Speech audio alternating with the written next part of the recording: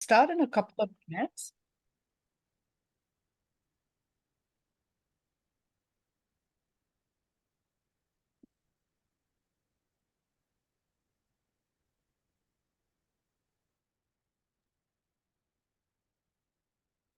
Welcome, everyone. I want to respect everyone's time and start right on time. Welcome to the Department of Geriatric Medicine Grand Rounds. Before I introduce our speaker, I have a few housekeeping items.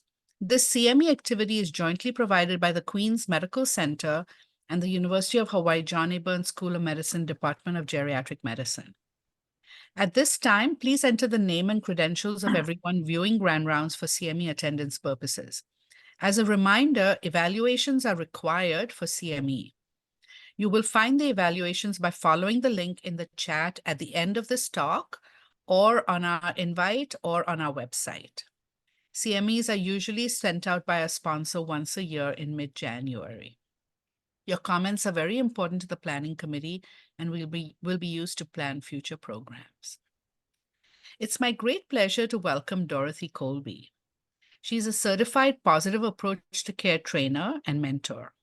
She's also a Hawaii Alzheimer's Disease Initiative Memory Care Navigator, Dementia Friends Master Trainer and Champion, and Rosalind Carter Institute Dealing with Dementia Trainer.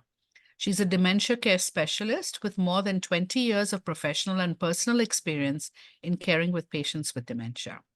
She's the Director of Community Engagement at Hale Kuike, which has residential dementia care facilities in Nu'uanu, Kaneohe, and Pali. And in addition to that, she's really a wonderful speaker and talks about very practical items linked to the care of dementia patients. She has been doing co-education with us on dementia for many, many years.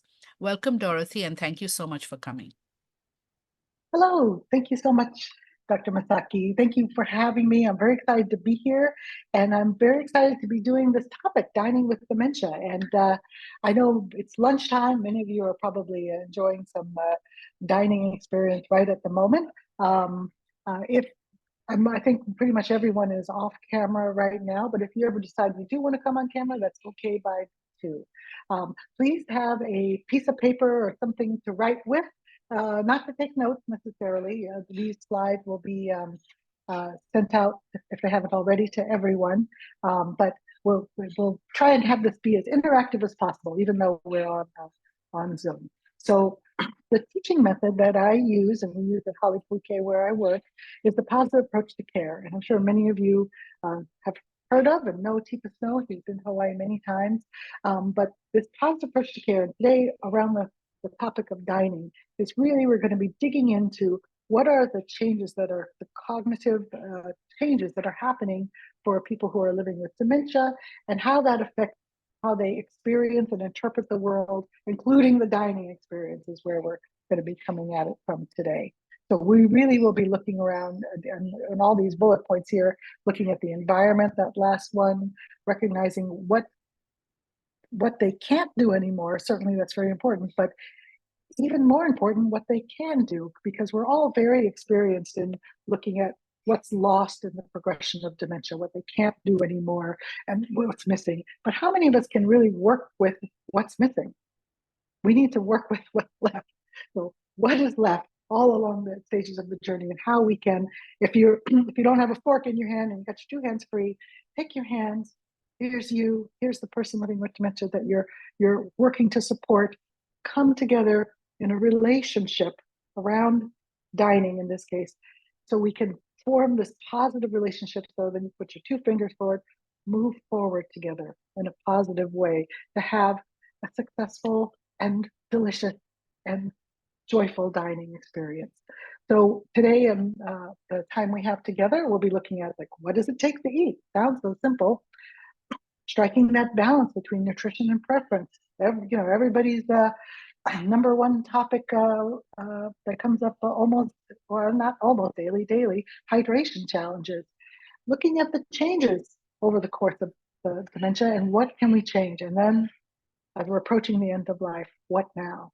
What are the priorities, and what joy can still be found around dining when someone's not eating it in the traditional way anymore? So I want you to take a moment, and here's where your paper comes in for a moment, and time travel back to your youth. You can even close your eyes while you're thinking about it. I want you to think of one thing, one favorite food from your childhood that you love to eat. Like if you thought about eating it right now, you'd be like, I would love to have that right now. And then think about who made that for you. If it was something homemade or they got it from the store, who got that for you? And when did you have it? Was it like an after school snack? Was it a special occasion thing? And kind of think about what that and try and picture what it looked like, what the scene is like, what it tastes like, what it smelled like. Everybody have something in mind. And I will share mine. This is me at my first birthday party with a homemade chocolate cake, and you can see me going at it with my hands there, full sensory experience. I still adore chocolate. I love dark chocolate.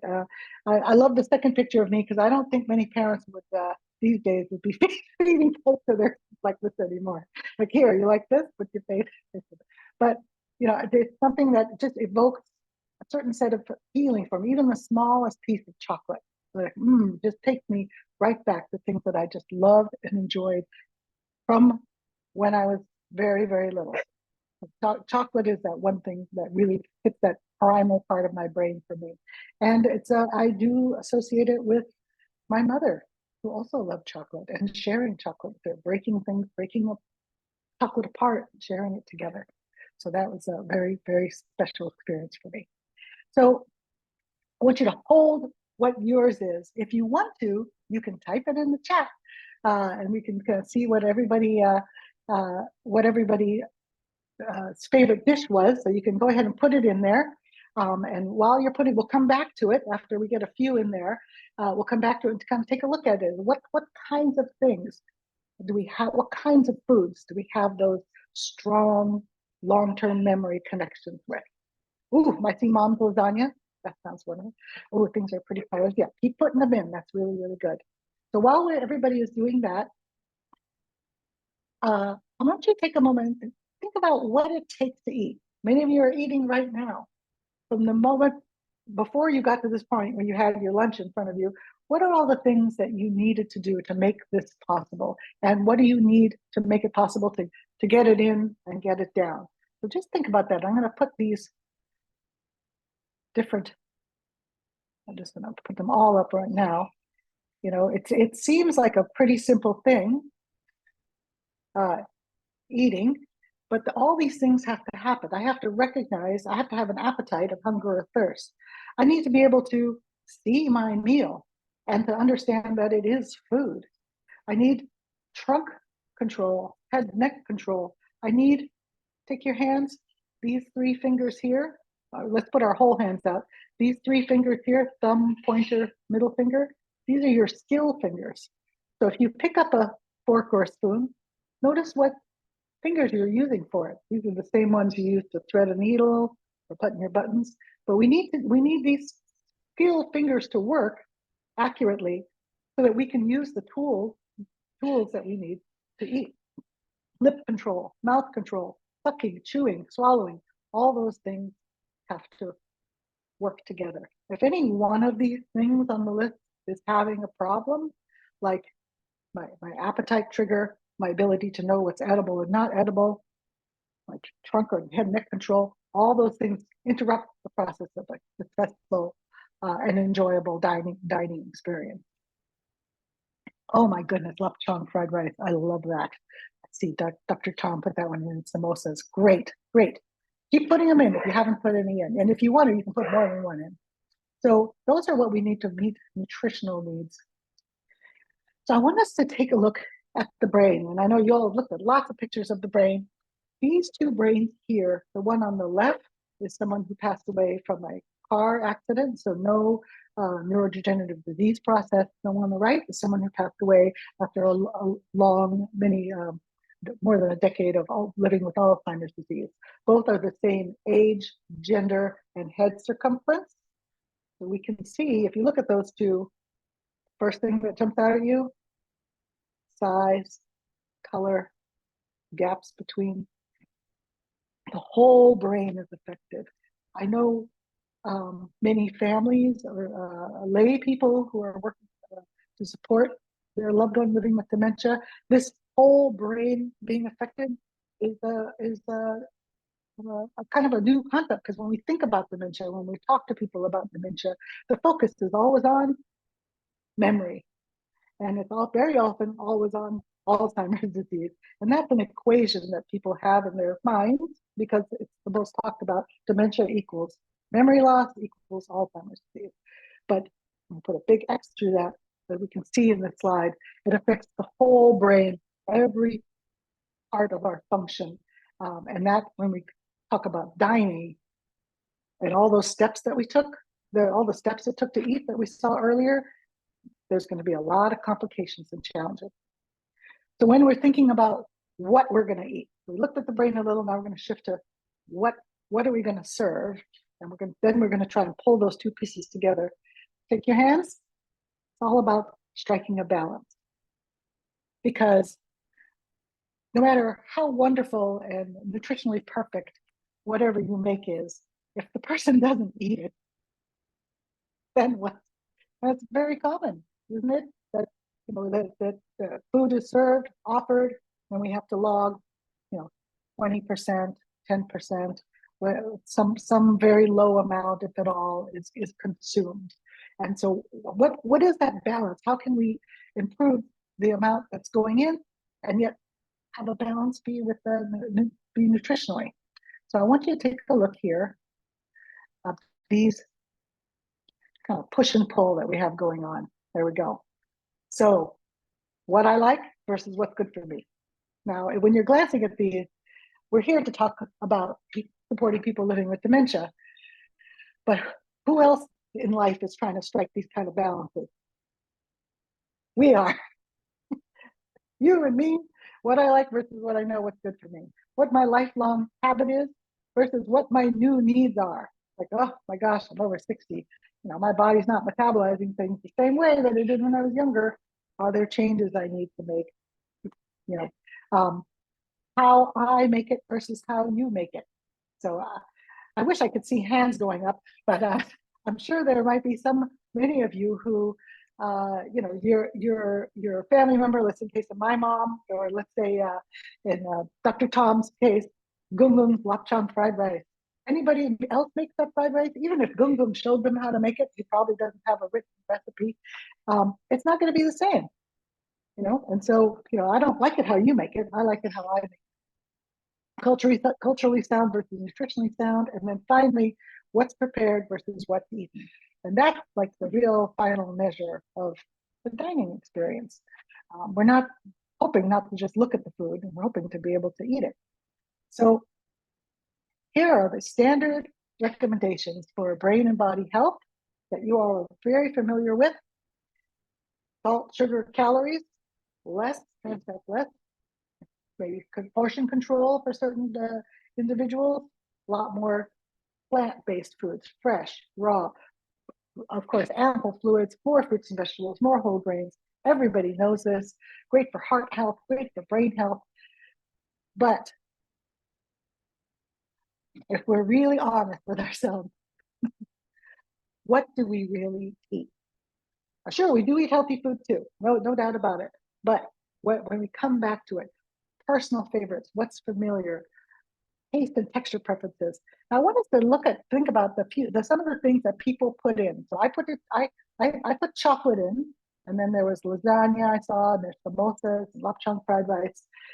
What are some of the things that all those dishes have in common? And these dishes that I have in the picture here, so we have spam musubi, we have manapua, it looks like chicken katsu, kalbi, we got curry, and malasadas. The prominent flavor profiles of these foods are, so laptong is what? Salty, oily, right? They're a little fatty. Samosas are what? Fried, right? Oh, it's delicious, Dr. Tom. Fried, right? Crispy, that's a good texture, right? Chocolate is sweet. It also has a fat component. Our brains love that. It's not by chance that we love these foods. And it's not by chance that fast food and other food purveyors have tapped into that for us, but it's hitting us right in the primal center of our brain. Salt, fat, sugar, and then umami is another one. So the meat, you can see the kalbi there. Another taste nobody put in there, but there's sour as well, right? So sometimes that kind of like, real pucker up can be a positive thing too that people remember. So those kind of strong flavors. And as someone is progressing with their brain changes living with dementia, the perceptions, the way their brains process what's coming into the mouth from those flavors can become a little muted. Sometimes people do lose their sense of smell. I know certainly with Parkinson's disease, um, but one of something that's very common in terms of changes in taste as someone's progressing living with dementia is for sweet. So they kind of become what you might call super sweeters. So maybe I put a little bit of sugar in my coffee in the morning, but now like, oh my God, Mom, that's like 10 spoonfuls of sugar. What's yeah, that's way too much. Well, my brain loves sugar and I need more of it to perhaps that kind of hit that button in my head than before. And it's not that my taste has changed, my taste buds, but my brain processing of it. So that can be a challenge. So I want more of what you don't want me to have. So how do we strike that balance? So taking a moment to talk about hydration. So there's a lot of challenges around that too, not just with people for people living with dementia, but as people get older. As people get older, that thirst trigger, by the time I know I'm thirsty, I'm already probably a little dehydrated. So that trigger is not going off as early as we might like it to. And there's a number of reasons older adults might voluntarily choose and develop habits of not taking in enough liquids. I have a little bit of incontinence, and I don't want that bladder pressure. I don't want to have to go. So I'm going to pass on those kind of things. It might be sense of preference. So you're trying to push water. I don't want anything to do with water, but I'll drink coffee or tea or things that are flavored. And it might be that I just don't want to consume so much liquid. It's a little bit harder. So we can look at other ways, and this is something at Holly Kuike, other ways to get fluids in that aren't necessarily drinking. So one of the things we do here is one at least once a day there's a soup. Of course, everybody loves soup; it's comforting and all, but the ulterior motive of that is liquids. It's a higher water concentrated food than like a solid food, and regular fruits and vegetables, high water fruits and vegetables, fruits for snack, things like that, flavoring waters, and so. Some of these slides I'll just kind of go through. You'll have these so you can have them for reference. But when we're looking at increasing things like increasing uh, plant products or replacing fluids, there are a few categories. Things that are easy to eat for older adults, and particularly for people living with dementia, are things that are harder to eat that might need some kind of processing, cutting, or cooking. So here we have a couple lists of fruits. Papaya is soft. Apples take a lot of chewing. And same with vegetables. A lot of vegetables need a good amount of cooking, but otherwise raw they would be a little too hard to chew. But you and I might be able to handle a celery stick, but I don't think many people here at Holly Kuike could.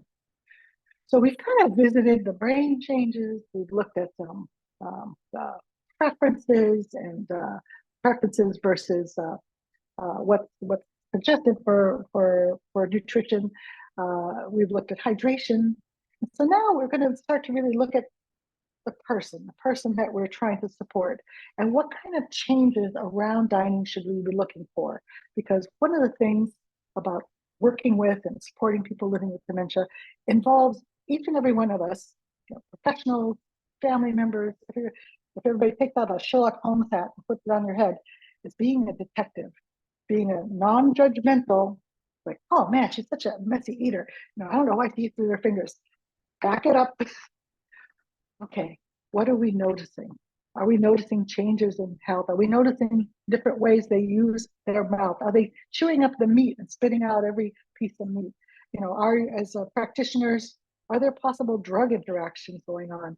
Or is this part of the advancing dementia? So we really need to be objective observers of dining changes when things are changing. So when you start, sometimes the first thing we might notice is we're not watching them eat every meal, especially as practitioners, is weight change. Someone comes in, it's like, oh my gosh, I've lost all this weight. Or it's an ongoing thing. What's going on? So we're gonna look at this little video here, and this is just a short exercise in being the detective. So this is a resident at Holly Kuike. And if you look at just the picture of it, you can kind of see that, you can see that we've already tried to make a few modifications. You can see the food is chopped there. You can see that special cup on the right.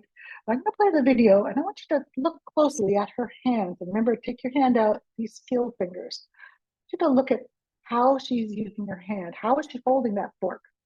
How accurate is she? Can you get an idea of her awareness of how accurate her fork is? And how is this going? So we'll watch this real quick.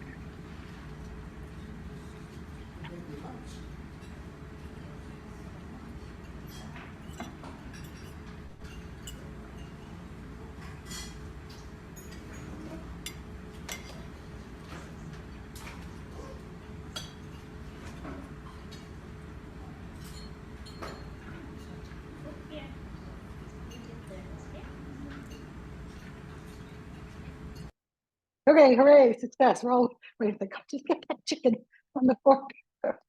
So they were noted in the chat, there's a colored plate. Yes, that's a bright colored plate. That's one modification that we've already made. So high contrast. That's one thing I can say for all environmental things for people living with the dementia. High contrast is your friend when you want them to notice something. Not when you don't want them to notice something, but if you want them to see the food on the plate, a high contrast color is good. What did you notice about how she held her? And it has a high lip on the side, yes. So her fork was pretty sliding around, right? But that chicken is not going to go off the plate, right? Where was she holding that fork? Did you notice? She was using her skill fingers, but where were they? Pretty high up on that fork. That's not how we normally hold it, right? So we're seeing some change in skill and awareness, right? What about her pace? Pretty slow. At one point, she almost looked like she got it, and she brought it up, and it took like a beat or two for her to realize she didn't quite have it. So just in this short video, this woman, resident, has given us a lot of information about how her skill is working. We did all this plate stuff, but the fork is still problematic. She managed to get one piece of chicken in the short video. How long do you think she would have to sit here to get a decent amount of food in? And how is she going to do with that, like little softer pieces of broccoli that aren't really stabbable? Probably not so great, right? So we're going to be looking at videos like this. Are there things that we can do to help them be as independent as possible for as long as possible? Of course, we would come in and support when needed, but certainly one option at this point is that CNA could come in and help her and feed her and get the meal over with. But she has some ability left. She does have some use of skill fingers, but not very well. She does have visual regard for the food. We know that because she was pretty accurate. She wasn't going for the table or for the cup, and she knew what to do with it. She did bring it to her mouth. So there's a lot left there for us to work with too. So we'll go forward a little bit. Oops. So these are the kind of changes we want to note, and how they're chewing. Are they pocketing? Right, like I mentioned, the meat coming out. That's a very common one too. Of course, there's weight. We looked at hand use, and then of course swallowing and choking. When someone is eating and coughing, and all the things that go along with that. So we're going to look today about how we can have eating. It's really eating is one thing that we do multiple times a day. There's what's 3 square meals, of course, but there's also snacks. There's other kinds of things that it's little opportunities for a full sensory experience um, multiple times a day. And one thing for it's true for all of us, but people living with dementia really live in the present, in the now. It's all about the now. What's in front of me now? Does this smell good? How can we take those moments of sensory experience and make them great and delicious? So here's what you might have an actual plate in front of you, in which case, great. You might have an actual fork in front of you. But if you don't have any of those things, take a blank piece of paper or flip your paper over and draw a big circle, and that's going to be your plate, and your pen can be your fork or spoon. So I'm going to have you set it up for yourself right in front of you and have you pull yourself up to your chair like you're going to have something to eat. You have a plate and you have a fork, and then if you have a cup or a water bottle, do your own little place setting. You're going to have that set. So what we're going to do is try and put ourselves in the bodies and brains of someone living with dementia with sensory changes happening and how that affects what we can see and what we can how we're going to have a dining experience together. So we're going to start with looking at this GEMS model here. So there are some of you may have heard of the Deepest Notes GEMS model for looking at the progression of dementia. It's based on the occupational therapy scale of the Allen cognitive levels. So the 6, I think Allen cognitive level goes from 6 to 1, where some other scales go from 1 to 3, 1 to 7, 1, or maybe they might use words like mild, moderate, severe, early, middle, late. All those scales are long-standing and valid. But the one thing that the Allen cognitive levels of this GEMS scale differs a little is the other scales focus on what is lost. And that is very, very important to know. So, no longer able to use, tools, no finger dexterity, eats with hands, if we're talking about dining, swallowing issues, we have to thicken the food, things like that. But it doesn't focus on what's left.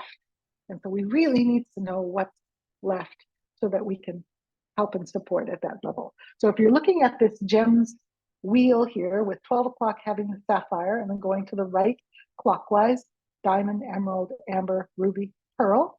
So that circle, if it's a circle of gems, it's also a circle of brains.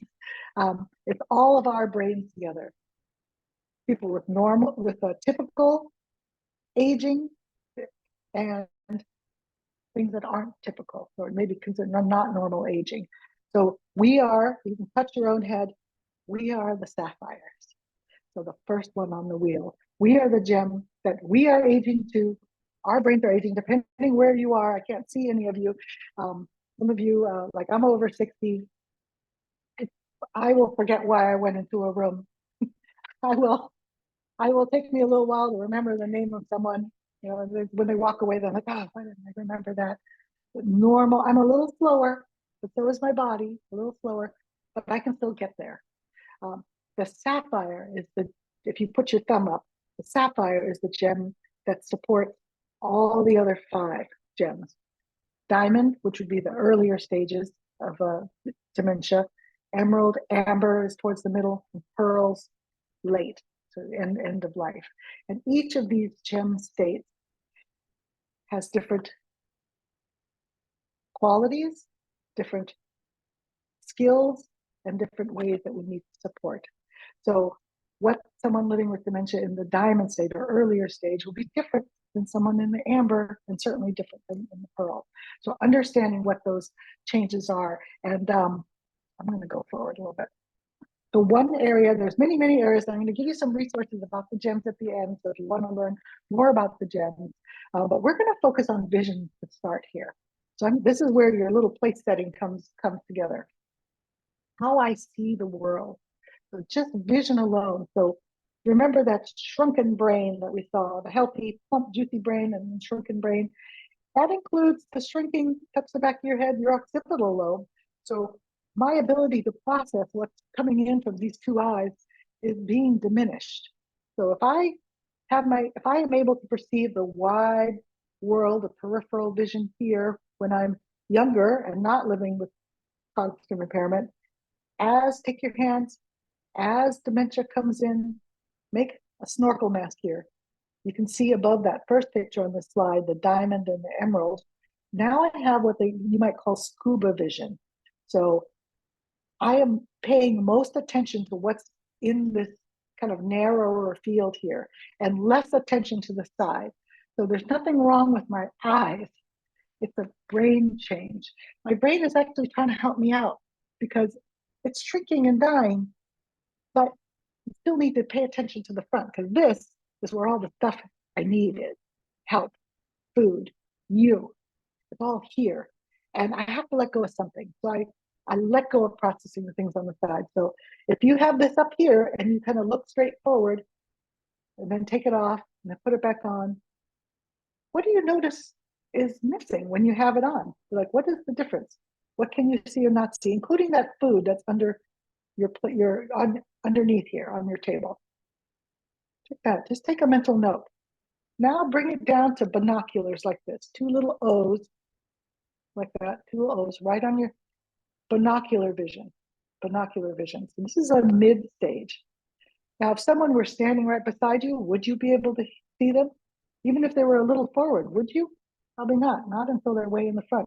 Now here, when you're looking straight up, you're looking at your screen, you're looking at me. This is called social vision. So we're looking at each other. Now, if you want to look at your plate, what do you have to do? Go ahead and do it. You have to look down. This is a task. Social task. Social task. Now, when you have down at the task, can you see your computer? No. When you're up looking at the computer, can you see your plate? No. I have real tunnel vision and I only am seeing what's right in front of me. And this switching is really hard for me. You and I, when we're eating, we're constantly switching. I'll talk to you, I'll eat, I'll look around, I'll talk to the waiter. I never forget this food is down here because it's in, well, one, I'm not living with dementia, and it's in my peripheral field still, so I'm not visually going to lose it. But people who are living with dementia, multitasking is not a strength of theirs. And even for us, sometimes we're overstimulated. It's just like, be quiet, I'm trying to focus here. But when I'm eating, I'm just eating. Or when I'm here looking up, I'm just socializing. It's very hard for me to switch. So when I'm eating, if you're looking down, everybody look down at your food there, and someone interrupts me, even just to be friendly and say, "Oh, isn't it great lunch today, Dorothy? Oh, yeah, yeah, nice to see you. Okay, great. Okay, bye, bye." And then they walk away. I live in the moment. And in this moment, what I see is here, not what's down here. I've lost track of what's down here. If I'm sitting at a table with other people, imagine you're sitting at a table like a little two-top maybe with the person sitting right across from you. If you have these binoculars on and you're sitting up using your social vision and you can't see your food, whose food will you see? Your neighbor's food. I can see that just fine. That's right in my little tunnel vision. And I'm living in the mid stage, the amber state, where I'm all about sensations and all about the now. What I see is what I know. And what am I going to do? I'm going to reach over and I'm going to take your cupcake. And what's going to happen? Everybody knows whether it's in a acute care setting or in a long-term care setting. A couple things are going to happen probably. If the person whose cupcake I took is aware enough, fight might break out. I've seen the resident who was eating their food and another hand comes out to get it. Just instinctive reaction. Again, they're living with dementia. The impulse control is not there, whether to slap or to poke. Thankfully, it didn't make contact. But yeah, so there could be inter-resident or patient altercation, or more common than that, what does the staff do? Right? If I'm taking someone's food, the staff, first thing that's going to happen is, no, Dorothy, no, that's not yours. That's not yours, honey. No, that's not. whoa, whoa, whoa, whoa, whoa, whoa. That, to me, that came out of nowhere. How am I going to probably react to that? What if someone reached over and grabbed your hand to stop you from doing something that you thought was perfectly fine? How would you react? So we get into trouble when we don't understand about how to keep focused. I want to take a moment to talk about television and dining, which is it's very common in homes, so maybe in patient homes, to have the TV on while someone's eating. So it's kind of a companion in a lot of ways. Sometimes it's a babysitter for sure, but a companion. TV is designed specifically to keep you visually engaged. They never want you to look away. And if you look away, there are things that it does to draw you back. Sounds, light. They never want you to stop looking. So for someone who's living with dementia, who really needs to be able to focus without other input, to focus on a task, that can be a big challenge. I've worked with some families about even just having the TV off during a meal time, can really help the person focus. But that's a tip. So for in the slide deck, I'm gonna have slides for each of the gems. We don't quite have enough time to really go into depth in any of them, but I wanted to include them so that you have it as a resource. So we have dietary concerns too, we with sapphires. So each gem will have common concerns and possible changes. It'll have a little summary like this. So here's the diamond changes. So someone living in the diamond space, the diamonds are shiny and they're many facets, but they can be very rigid. So I want it done exactly the way I think it should be done. This is my chair. Nobody else should be sitting here. I get labeled as stubborn and ornery and rude and mean. And maybe a bunch of us diamonds sitting at a table in long-term care get called the mean girls. Whoa, whoa, time out. Take a step back. We are people living with dementia trying to cope and get through this moment and trying to control the uncontrollable. We don't realize it, but by being this rigid, if things are as I expect, I can move to the next step. If things are disrupted in any way, I'm at a loss. And none of us likes to feel like that, to feel at a loss that way, or that we're worried about things like that. Each gem will have main messages for the diamonds. The last one, the last two, expect complaints and saying, I'm sorry, you're right, even when you know they're wrong and you're right. That's a real skill that takes practice to build. Because for I may be complaining about the quality of the food, or I may just be saying, I didn't order this, if they did order that. And you could argue all day. I don't know. Has anybody ever gotten into an argument? Yes, it is. No, it isn't. Kind of argument with someone who's living with dementia. That's not an argument you're going to win, because in my mind, I am correct. I didn't order this. I ordered the same as she has. But no, I wrote it down. Well, you just clearly don't know what you're doing. You're a terrible waitress. Oh my goodness. Take a step back. It's not because they're being stubborn and mean. They're living with dementia. So I'm going to go forward. So each gem, as I said, common concerns, possible changes. I'm going to go forward through the gems a little. I want to go to the next video. Hold on just 1 second. And we're going to look at some adaptation. So we looked at that first video. So I'm going to have you put your detective hat back on. And we talked a little bit about, you all noticed some adaptations we made already. So we're going to look at another adaptation, and that is to make up for the loss of skill, adaptive flatware. And also we're going to be looking at adaptive cups. We already looked at plates with slides. So I want you to take a look at these two videos. So the first one, hold on here. This is, in the other video you watched, the woman had a regular fork. So here we have a regular spoon, very similar plate, very similar meal. In fact, oh my goodness, look, there's broccoli and rice again. I swear it's not broccoli and rice every day, but broccoli is a nice high water vegetable that can be cooked nice and soft. So I want you to watch these and look at these three questions. Look at her grip, Look at how steady her hand is.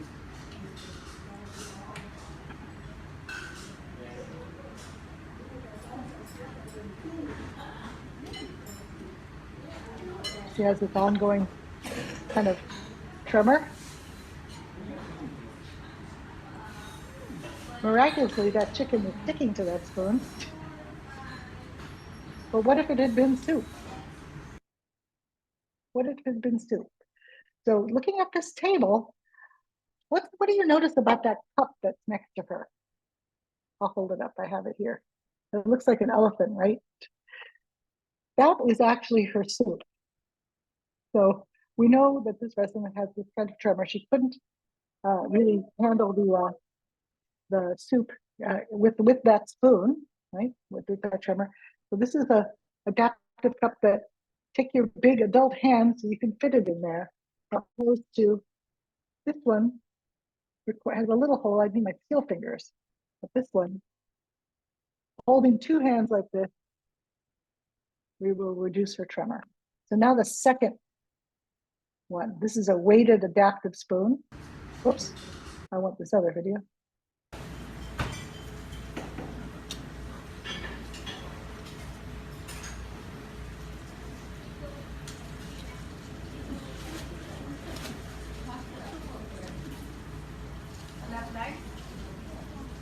The spoon also has a high lip on the spoon itself. So if she had a spoon like this, you think she could scoop soup out of a bowl? Maybe. The tremor is pretty not noticeable now. The other thing about these adaptive spoons is they're bendable. This one has a little twist. You can see I can actually bend it so that when I'm holding it like this, the bowl of the spoon is already facing me. So there's even more adaptations that we can do there. Oops. So I'm going to go forward to the next video here, which will be let me go back. Getting towards the later gem, the later stage, getting towards the ruby. So this, pick your hands up again. So these three skill fingers are really not working so well anymore. So all dementia, skill is lost first. Take your pinky and your ring finger. Strength remains. So skill, threading that needle, I don't have that anymore. But strength, pliers, doorknob, holding this spoon like this. You'll start to notice, this is where your detective hat comes in. You notice them using more whole hand and pinky and ring finger more. That's a clue that about the changes, the changes in ability. So when someone is not able to hold that themselves anymore at all, how can we support them without taking over? So I certainly could feed someone, but if they're able to participate with me, is there a way to do that? And that's where the technique called hand under hand comes in. So if you're looking at, this is Keepa Snow's hand, we're going to be looking, this is a woman who's in a long-term care facility, probably I would say Ruby, the later stage, who had not been eating. And she's gotten into this hand under hand. So Tifa's hand is under her hand, supporting her. And Tifa's fingers, look at those skill fingers. Those are Tifa's skill fingers holding the spoon. So this lady, Lucille, can't use her skill fingers anymore, but she can use her whole arm and she can use those pinky and ring finger to grasp Tifa's hand. So let's watch this video. Notice how Lucille interacts. I've never seen her open her mouth that big. Yum. It's because her hand is coming to her mouth versus you poking her in the mouth with your spoon. And her brain going, whoa, what's that? Oh, wait a minute. Oh, okay. Yeah. Oh, it's okay. And this is like, oh, okay, I'm eating. Got it. That's pretty easy once I know what it is. Here you go.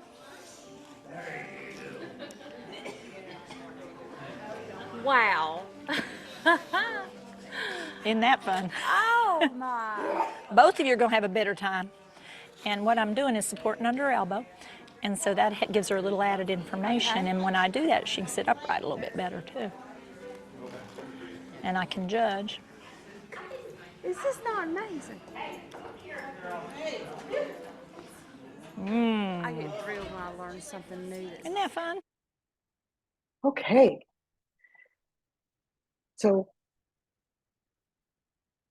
I want you to imagine a time when you're half asleep and eating cereal in the morning, where we can do a lot. We don't have to think hard about how that works. We've done it from childhood as soon as we could, taking our hand to mouth, hand to mouth.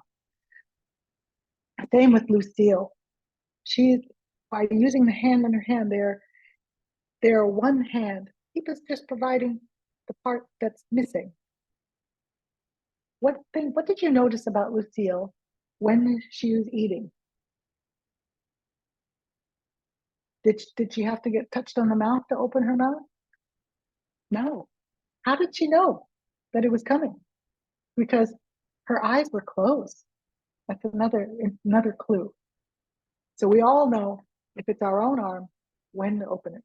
But how many of you have had the experience of trying to help someone eat and you're touching their lip to open?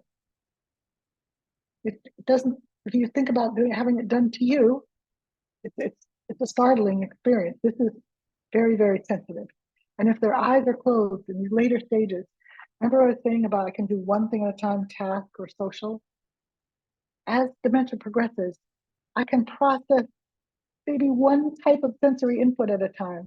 So when I'm chewing and eating, I'm going to close my eyes because I don't want to be processing all this vision while I'm doing it. So you'll see that very, very commonly. Eating, closing your eyes while you're eating, maybe opening it when they're not eating, closing their eyes when they're eating.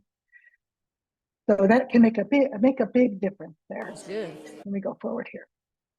So at the very end, when someone has contractures, probably bed bound. So if you curl your arms up, cross your legs, you kind of breathe in and then breathe out into a crunch position.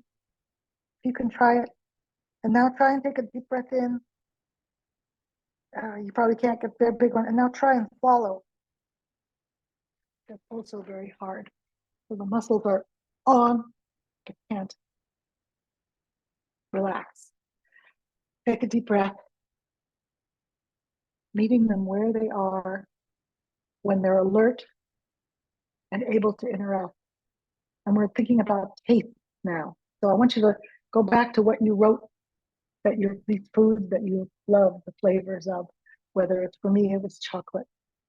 Even when I'm unable to swallow and I'm unable to really eat anymore, and it is time for me to go, I may still be able to enjoy that little bit of melted chocolate flavor on my tongue, right? Without it being a hazard.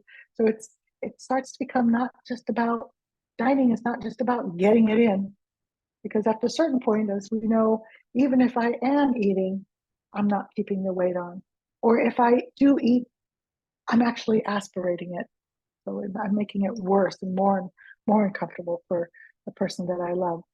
So figuring out what the limits are and being there and present and respecting the person for where they are in this journey of life. And there are still senses that can be engaged, a little bit of taste. My mother-in-law, when she was reaching the very end of her life, because of certain medications she had been on before, didn't drink any alcohol, but she's like, she was, just would like to taste the gin Ricky one more time, or a little tiny taste of a gin Ricky, and then the smells of food. But maybe I'm not able, and it's not like if we smelled something and we couldn't eat it, it would be like, oh my God, I'm smelling that, the samosa, but I'm not allowed to eat it. It's not like that at all at this stage. It's about this, what kind of sensory experience can we have? So it's not just about getting it in and getting it done. It's about that relationship and how we can move forward together. So I wanted to, there is a good slide on some adaptive products.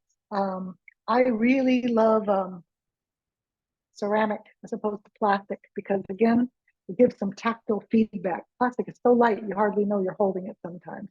Although there are plastic ones like this too. If you're looking with families where they can get these things, I was very excited to see that Longs has a full section of adaptive plates and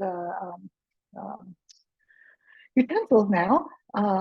Clothing protectors, and they're not babies, so they're bibs. Sometimes sounds like we're talking about children, but there are clothing protectors that can look more stylish and less like a bib. You can also sew them yourself. There are patterns available.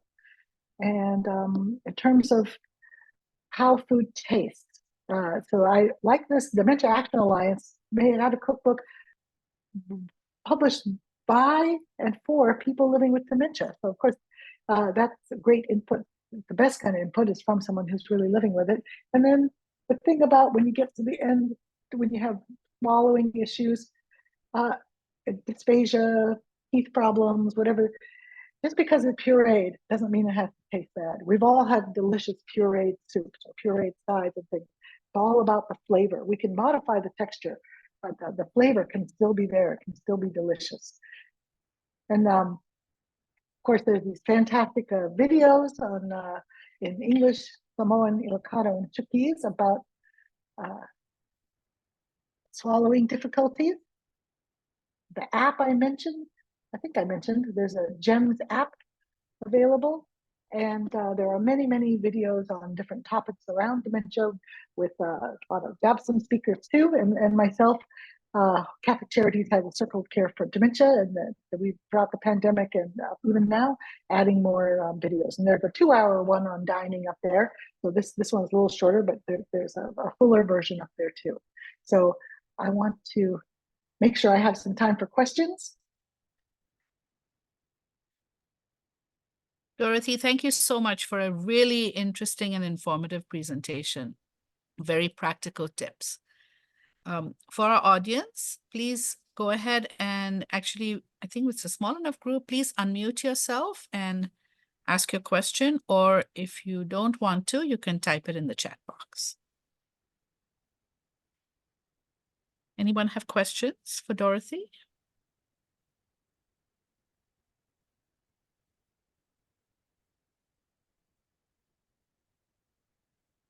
Dorothy, thank you so much for sharing your wisdom again and giving great videos and examples.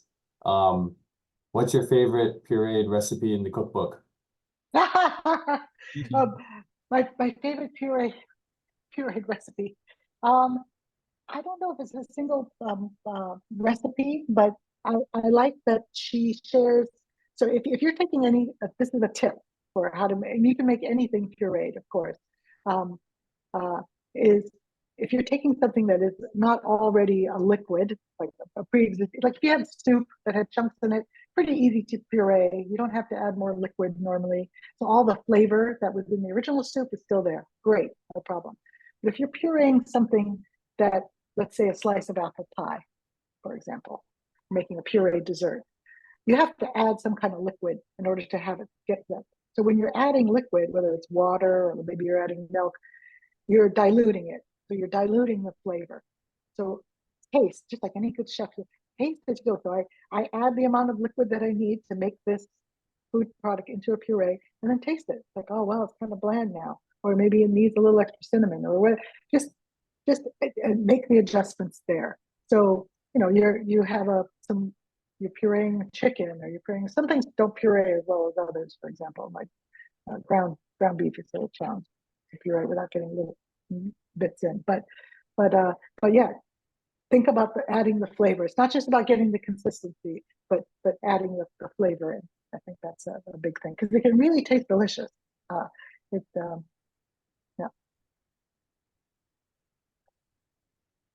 Oh, and someone says about the slides. We are sending the slides out to everyone. Is that right? Well, the video will be posted on our website. The PDF of the Yeah, slides? Michaela, do Yeah. we have the PDF of the slides to go out? We have the PDF of the slides and the other PDFs that were shared that will be posted along with the video. Okay, so you have to go to our website to pick them up. Yeah. I'd be happy to. Someone asked me to put the slide up of the obstacles to eating. Yeah, and that's one of the ones. Yeah.